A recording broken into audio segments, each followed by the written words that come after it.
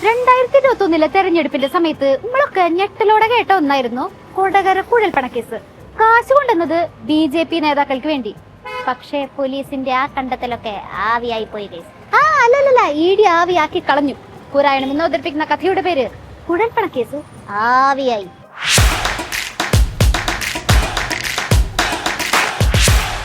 ആഹാ, നല്ല പുസ്തകം, ട്വിസ്റ്റോട് ട്വിസ്റ്റ്.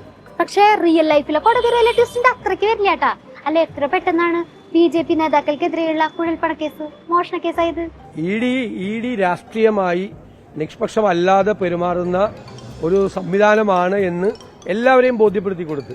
അതായത് കഥ ആരംഭിക്കുന്നത് 2021 തെരഞ്ഞെടുപ്പിന് 3 ദിവസം മുമ്പ് ഏപ്രിൽ 3-ാം തീയതി ഹൈവേയിൽ കൂടെ ഒരു കാർ പോന്നു. ആ കാറിനെ ഒരു സംഘം ആക്രമിക്കുന്നു. എന്നിട്ട് കാറിൽ നിന്ന് കുറച്ച് കാശ് മോഷ്ടിച്ചോണ്ടുപോയി. കാശ് കുഴൽപ്പണാണ്. സംഭവം 3.5 കോടി ഉറുപ്പിണ്ട്. ആ കാശ് കൊണ്ടുവന്നത് BJP നേതാക്കൾക്ക് വേണ്ടിയിട്ടാണ്. കേരളത്തിലെ BJP അപകടത്തിലാണെന്ന് മനസ്സിലാക്കി ED പറഞ്ഞെത്തിയില്ലേ. പോലീസിന്റെ വാദങ്ങളൊക്കെ തെറ്റാണെന്ന് പറഞ്ഞിട്ട് ED വേറൊരു കുറ്റപത്രം സമർപ്പിച്ചു. BJP നേതാക്കൾക്കെതിരെ ഒരു പോറലും വരാതെ രീതിയിൽ ചാർജ് ഷീറ്റ് തന്നെ തിരുത്തി എഴുതി BJPയുടെ താല്പര്യത്തിനനുസരിച്ച് ഇപ്പോഴും കോടതിയുടെ മുമ്പിൽ എത്തിച്ചിട്ടുള്ളത്. കസേര പോയ സങ്കടത്തിലിരിക്കുന്ന സുരേന്ദ്രൻജിക്ക് ഇതാ ED വക ഒരു ഹാപ്പി ന്യൂസ്. അന്നത്തെ BJPയുടെ സംസ്ഥാന അധ്യക്ഷനായിരുന്ന സുരേന്ദ്രൻജിയുടെ അറിവോടെയാണ് കുഴൽപ്പണം കടത്തിയെന്നല്ലേ പോലീസിന്റെ കണ്ടെത്തല്. എന്നിട്ട് ഇപ്പൊ എന്തായി? പോലീസിന്റെ വാദങ്ങളൊക്കെ ED നിഷ്കരണം തള്ളിക്കളഞ്ഞില്ലേ. ED ചങ്കല്ല, ചങ്കിടിപ്പാണെന്ന് ആലോചിച്ചിരിക്കണ്ടാവും സുരേന്ദ്രൻജി. കൊടകര കുഴൽപ്പണക്കേസ് എന്ന് പറയുന്ന ആ കേസിലെ ആ കാശിന് രാഷ്ട്രീയ നേതാക്കളായിട്ട് ഒരു ബന്ധമില്ല. കാശ് എന്തോ സ്ഥല കച്ചവടത്തിന് കൊണ്ടുവന്നാണ് ED പറയുന്നത്. അപ്പോൾ വളരെ വൃത്തികെട്ട രീതിയാണ് യഥാർത്ഥത്തിൽ ED കൈകാര്യം. അതിന് വേറെ ഒന്നും ഭാഷയില്ല ഉപയോഗിക്കാൻ. BJP നേതാക്കൾക്ക് ഈ കേസിൽ ഒരു പങ്കുമില്ല. BJP നേതാക്കൾ ഈ കേസിൽ സാക്ഷികളല്ല. BJP ഓഫീസുകളിലേക്ക് പണം വീതിച്ചു നൽകിയിട്ടില്ല. ഇതാണ് എൻഫോഴ്സ്മെന്റ് ഡയറക്ടറേറ്റിന്റെ കണ്ടുപിടുത്തം. അപ്പൊ BJPയുടെ ജില്ലാ ഓഫീസിലേക്ക് ചാക്ക് കണക്കിന് കാശ് എത്തിക്കുന്നത് കണ്ട് തിരൂർ സ്വദേശി പാരായി. അപ്പൊ ഞാൻ പൊട്ടനാ? ഇത്രയും ഞാൻ ചെയ്തുകൊണ്ടിരിക്കുന്നു, ഞാൻ പൊട്ടനാ? അദ്ദേഹം ഈ പണക്കെട്ടുകൾ ചാക്കുകളായിട്ട് പാർട്ടിയുടെ ജില്ലാ ഓഫീസിൽ കൊണ്ടുവയ്ക്കാൻ. പാർട്ടിയുടെ ജില്ലാ കാര്യാലയം എന്താ, ഇത് വല്ല ക്ലോക്ക് റൂമാണോ? വഴിയിൽ പോകുന്ന ആളുകൾക്ക് സാധനങ്ങൾ കൊണ്ടുവയ്ക്കാനുള്ള സ്ഥലമാണോ ഇത്? പാർട്ടി ഓഫീസിലേക്ക് കാശ് കൊണ്ടുവയ്ക്കാണ്ടിരിക്കേ എന്ത് വേണമെങ്കിലും ചെയ്തോ. ഞങ്ങളുടെ ED അതൊന്നും കാണുന്നുമില്ല, കേൾക്കുന്നുമില്ല. പാർട്ടിക്ക് ഈ പണമായിട്ട് നേരിട്ട് ബന്ധമുണ്ട് എന്നുള്ള കാര്യം 100% ഉറപ്പാണ്. പാവം തിരൂർ സതീഷ് കള്ളപ്പണം രാജ്യദ്രോഹാണെന്നും കള്ളപ്പണത്തിനെതിരെ നമ്മളെല്ലാവരും ഒറ്റക്കെട്ടായിട്ട് പോരാടണമെന്നുള്ള പാർട്ടിയുടെ ആ തത്വം ഉള്ളിലേക്ക് വായിച്ചിട്ട് മൂപ്പര് പലതും വെട്ടിത്തോർന്ന് പറഞ്ഞു. പക്ഷെ എന്തിട്ട് ഗുണം? ആരോട് പറയാൻ, ആരെയൊക്കെ? എന്തിനോ വേണ്ടി തിളക്കുന്ന സാമ്പാർ. എല്ലാ അന്വേഷണത്തിന്റെ അകത്തും വെള്ളം ചേർത്ത് BJPയെ സംരക്ഷിക്കുന്ന ഒരു സംവിധാനത്തിലൂടെയാണ് ഈ ഒരു സംവിധാനം നമ്മുടെ നാട്ടിൽ പോയിക്കൊണ്ടിരിക്കുന്നത്. കക്ഷി രാഷ്ട്രീയ ഭേദന്യേ EDയുടെ കുറ്റപത്രത്തിനെതിരെ ആരൊക്കെ സംസാരിച്ചിട്ടും കാര്യമില്ല. ഇത് ഇന്ത്യയാണ്, ഇവിടെ ഇങ്ങനെയാണ്. കൊടകര കുഴൽപ്പണ കേസിനെതിരെ തെളിവില്ല മിച്ചർ. കള്ളപ്പണം തന്നെയാണ്. ആ കള്ളപ്പണം അന്വേഷിക്കേണ്ട വിഭാഗമാണ് ED. അന്വേഷണ ഏജൻസി അന്വേഷിച്ചിരിക്കുന്നു, സത്യം കണ്ടെത്തിയിരിക്കുന്നു. പിന്നെ നിങ്ങളുടെ മൊഴിയെടുക്കാൻ ED വന്നിട്ടില്ലായിരിക്കും. ബിക്കോസ് മൊഴിയെടുക്കാതെ തന്നെ ED സത്യം മനസ്സിലാക്കിയിരിക്കുന്നു. എങ്ങനെയുണ്ട് EDയുടെ കഴിവ്? ഗംഭീരല്ലേ? ഇത് ശുദ്ധ അസമെന്ന് കേരളം പോലുള്ള ഒരു സംസ്ഥാനത്ത് ആരെങ്കിലും എനിക്ക് മനസ്സിലാവില്ല എന്ന് വിചാരിച്ചില്ല EDയുടെ പോക്ക്. ED സ്ഥിരമായിട്ട് ഹൈക്കോടതിയിൽ നിന്നും സുപ്രീം കോടതിയിൽ നിന്നും നല്ലപോലെ വഴി കേട്ടുകൊണ്ടിരിക്കുകയാണ്. എന്ത് കേട്ടാലും ഒരു ഉറുപ്പില്ലാത്ത സൈസ്, എന്ത് പറഞ്ഞാലും ഒരു ഉറുപ്പില്ല, എന്ത് ചെയ്യാൻ ധൈര്യമാണ്. അത് രാഷ്ട്രീയമാണ് കാരണം, അത്രേ ഉള്ളൂ. ED ലേശ ഉളുപ്പുണ്ടാ നിങ്ങൾക്ക്? അങ്ങനെയാണ് ഗോവിന്ദ മാഷ് വെട്ടി തുറന്ന് ചോദിച്ചത്.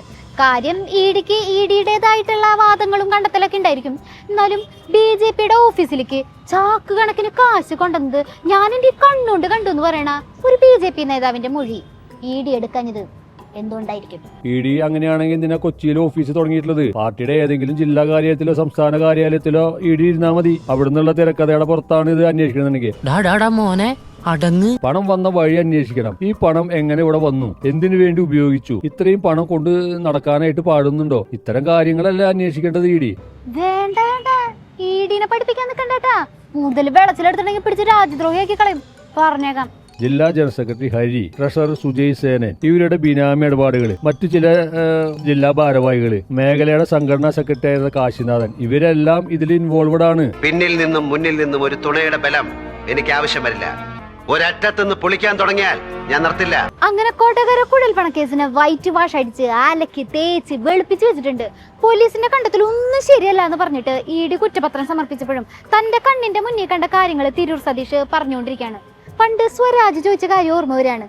വർത്തമാനകാല ഇന്ത്യയിൽ മറിച്ചൊരു വിധി ഉണ്ടാകുമെന്ന നിഷ്കളങ്കരെ നിങ്ങൾ ഇപ്പോഴും പ്രതീക്ഷിക്കുന്നുണ്ടോ?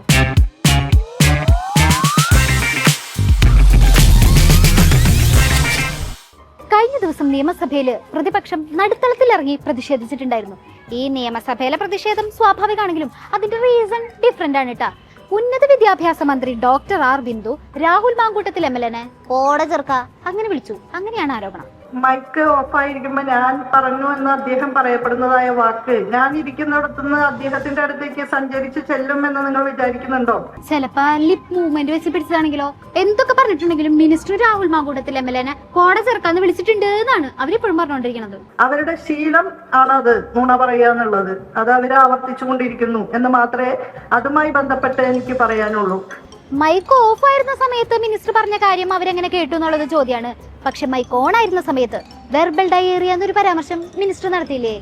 അതില്ല എന്ന് പറയരുതട്ടാ, കാരണം മൈക്ക് ഓൺ ആയിരുന്നല്ലോ. എന്റെ മകന്റെ പ്രായത്തിലുള്ള ഒരു നിയമസഭാംഗം വളരെ മോശപ്പെട്ട നിലയിലാണ് എന്നെ കുറിച്ച് അവിടെ പ്രസംഗിച്ചത്. അതുമായി താരതമ്യം ചെയ്യുമ്പോൾ ഞാൻ അദ്ദേഹത്തിന്റെ പ്രസംഗത്തെ കുറിച്ച് പറഞ്ഞത് അത്ര കട്ടിയുള്ള കാര്യമായിട്ട് എനിക്ക് തോന്നുന്നില്ല. വാട്ടേപ്പറ്റി ഒരു കൂട്ടര് മോശം പരാമർശം നടത്തുമ്പോൾ അപ്പുറത്തുള്ളവര് അതിനേക്കാൾ മോശം പരാമർശം നടത്തി തിരിച്ചടിക്കാം. സഭാ ചരിത്രത്തിലെ പല ബിരുദന്മാരുടെയും ആ ഒരു പാരമ്പര്യം നിങ്ങൾ കാത്തുവിട്ടാ.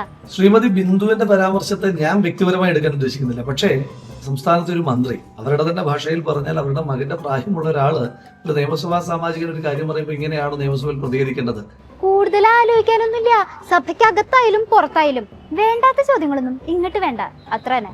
കേരളത്തിലെ 90% വരുന്ന സർക്കാർ കോളേജുകൾ പ്രിൻസിപ്പൽമാരില്ലാത്തതിനെ പറ്റി അക്കാദമിക്കായിട്ട് ചോദിക്കുമ്പോൾ പുച്ഛവും പരിഹാസത്തിനൊപ്പുറം അക്കാദമിക്കായിട്ട് മറുപടി പറയാൻ മുൻ അധ്യാപിക കൂടിയായിരുന്ന കേരളത്തിന്റെ ഉന്നത വിദ്യാഭ്യാസ മന്ത്രിക്ക് ബാധ്യതയുണ്ട്. ആ ബാധ്യത അവർ നിറവേറ്റാതെ വ്യക്തിപരമായി നിക്ഷേപിച്ചാൽ അവരെ ജനം വിലയിരുത്തും. ബാധ്യത നിങ്ങളാണ് ഞങ്ങളുടെ മിനിസ്റ്റർക്ക് ബാധ്യതയായത്. 1.5 മാസമായിട്ട് പൊരിവെയിലും കനത്ത മഴയിലും സമരം ചെയ്യണ ആശാ വർക്കേഴ്സിനെ അധിക്ഷേപിക്കാൻ വേണ്ടിയിട്ട് ഞങ്ങളുടെ ബിന്ദു മിനിസ്റ്റർക്ക് രണ്ടാമതൊന്നും ആലോചിക്കേണ്ടി വന്നിട്ടില്ല. പിന്നെയാണ് നിങ്ങളുടെ കാര്യം. അപ്പം മന്ത്രിമാർക്ക് എന്താ ഇത്ര അസഹിഷ്ണുത? മന്ത്രിമാർക്ക് എന്തിനാ ഇത്ര അസ്വസ്ഥത? ഒരു ചോദ്യം ചോദിക്കാൻ പാടില്ല എന്നുള്ളതാണ്, ഒരു ഉത്തരവും ചോദിക്കുന്നതിന് പറയില്ല എന്നുള്ളതാണ്. നിങ്ങളുടെ ചോദ്യങ്ങൾ കേൾക്കുമ്പോ ഞങ്ങളുടെ മന്ത്രിമാര് അസ്വസ്ഥരാണ്.